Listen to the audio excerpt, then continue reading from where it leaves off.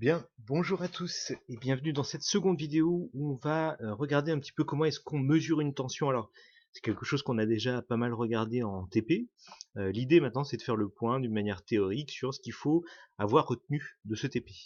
Alors, vous savez qu'une tension, ça se mesure avec cet appareil. Ah, on l'a déjà plus ou moins dit.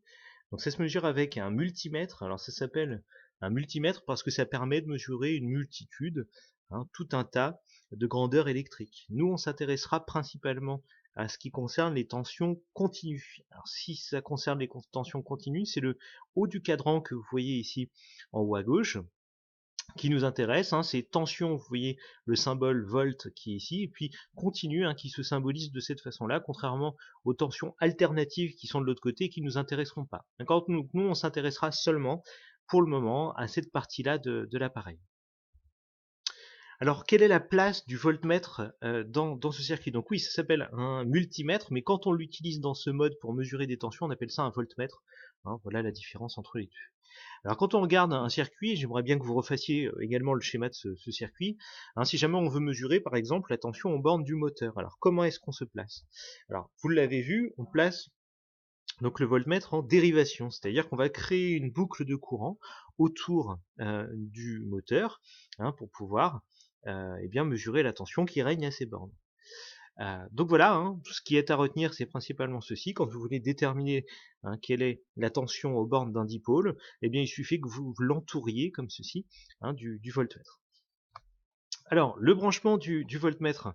Alors, vous savez que il y a deux câbles qu'il faut brancher sur le voltmètre. Alors, je reviens juste un petit peu en arrière pour vous remontrer simplement le voltmètre. Donc, vous savez que les deux câbles qui sont à brancher sur la borne V oméga ici et la borne com. Ça, on a vu ça en TP. Alors, en plus de cette contrainte-là, il y a quelque chose qu'il faut respecter. Il faut nécessairement que le courant électrique il entre par la borne V et qu'il sorte par la borne com. Donc, si on trace le trajet du courant électrique, vous pouvez, le sens du courant électrique, vous pouvez vous aussi le tracer sur ce schéma. Vous voyez que le courant électrique, donc il part ici de la borne plus, il rentre par la borne V, et puis il va ressortir par la borne com pour faire la mesure. D'accord. Donc c'est bien comme ça qu'il faut le brancher. Si jamais vous l'avez branché dans le sens inverse, il apparaîtra une valeur négative de la tension, et une tension négative n'a pas beaucoup de sens en physique, donc on évite d'avoir ce genre de cas, et il faut donc faire attention à ce que le courant électrique rentre par la borne V et il sort par la borne com, c'est important. Alors maintenant, le choix du calibre. Alors qu'est-ce que c'est qu'un calibre? Il se trouve que les calibres, ce sont les valeurs qui sont indiquées juste ici.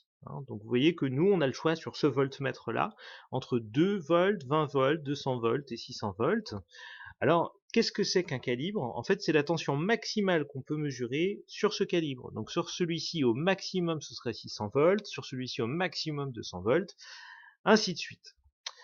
Alors, si jamais vous voyez cet écran s'afficher, c'est-à-dire que vous voyez un point s'afficher sur le voltmètre, ça veut dire que vous avez dépassé le calibre. Ça veut dire que si vous vous mettez sur le 2 volts ici et que vous mesurez une tension de l'ordre de 4 volts, vous dépassez le calibre et vous êtes en train d'abîmer l'appareil. Donc il faut faire très attention, et dans ce cas-là, il faut très très vite, et bien très rapidement, choisir un calibre plus important. D'accord, donc remonter en calibre. Donc on essaie de se placer sur le calibre le plus petit parce qu'on l'a vu en TP, vous vous souvenez, ça permet d'avoir des valeurs plus précises. Par contre, on ne se met pas sur un calibre trop petit, sinon on abîme l'appareil. Donc voilà les deux contraintes. Alors vous ferez attention, je viens de voir que ici j'ai un petit peu modifié. Vous remplacez suivant par un point entre guillemets. Ne tenez pas compte du suivant qui est ici. Vous laissez bien sûr ce que vous venez d'écrire. Bon, petite erreur. Voilà pour ce qui est du choix du calibre et pour tout ce que vous avez à connaître donc sur cet appareil. N'oubliez pas de répondre donc aux 3 petites questions et d'avoir copié bien sûr tout cela dans la partie cours.